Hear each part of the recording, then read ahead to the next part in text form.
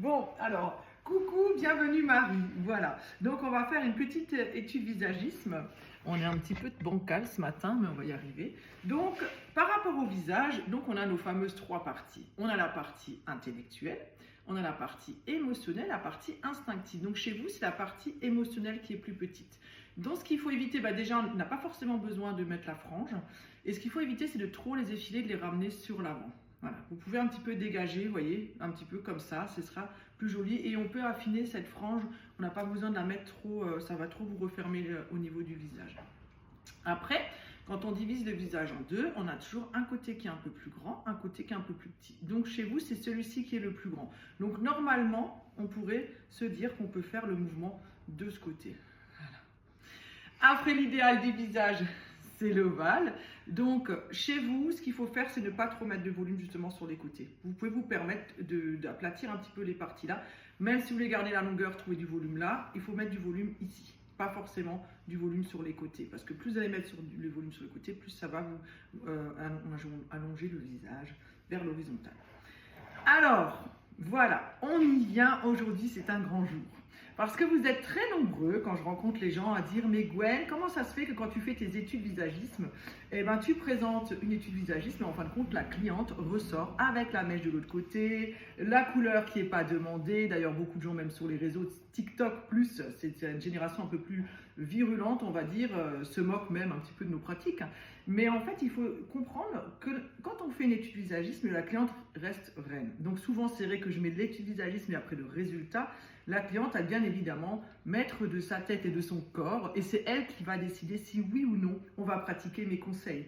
Et souvent, comme madame, on l'a bien vu. Ça commence déjà. Hein. Ça commence déjà la mèche de l'autre côté. Voilà. Maintenant, ça commence déjà. La mèche, c'est quand même un grand changement quand on change une mèche de sens. Peut-être que madame va dire non, on va laisser la frange. Toute ma vie, j'ai eu ma mèche à droite. Voilà. Et peut-être qu'au final, aussi bien on va oser et se dire à la fin, en coiffant au fur et à mesure, ouais, tout compte fait, je m'aime bien comme ça, on va essayer. Et aussi bien, elle va peut-être repartir avec sa raie à droite, parce que c'est elle qui décidera de ce qu'elle a envie, malgré mes conseils, qui ne sont pas non plus paroles d'évangile. Chacun peut faire ce qu'il a envie avec ses cheveux. Voilà, sur ce, c'est pour ça que souvent, les relookings changent. La cliente, même si elle dit « je veux pas très court », et bien souvent, quand on arrive, elle me dit « je veux pas très court », on arrive à ce niveau, et tout d'un coup, elle dit « allez-y, coupez davantage, je me sens prête ». On peut changer d'avis en cours de route. D'accord. Voilà. C'était la petite parole pour que tout le monde comprenne bien ça. Voilà. Allez, à plus, bisous à toutes. On donne déjà notre premier petit coup de ciseau. Hop, on va dégrader. Ça va? Il tombe. Je les vois tomber. Comme je marre, parfois, je me dis, ça y est, regarde comme elle y va, là. Ah oui, faut y aller. On perd pas de temps.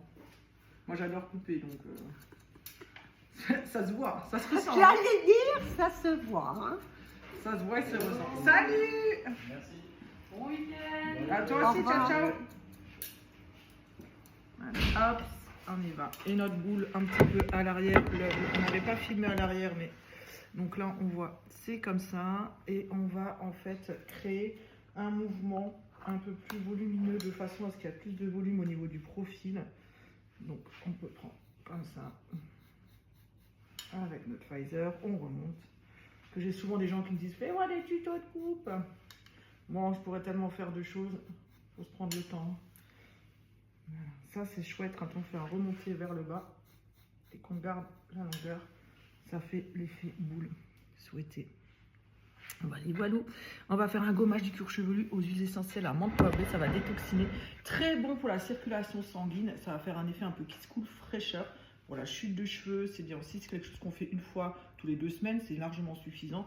Et surtout, quand on a le cheveu blond, ça va donner beaucoup plus de brillance aux cheveux. C'est comme si on avait refait un coup d'éclat. Voilà. On pourra constater ça. Bisous.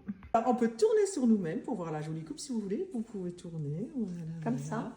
Le petit carré dégradé qui va bien après le gommage. Là, on peut quand même voir la qualité de la brillance du cheveu.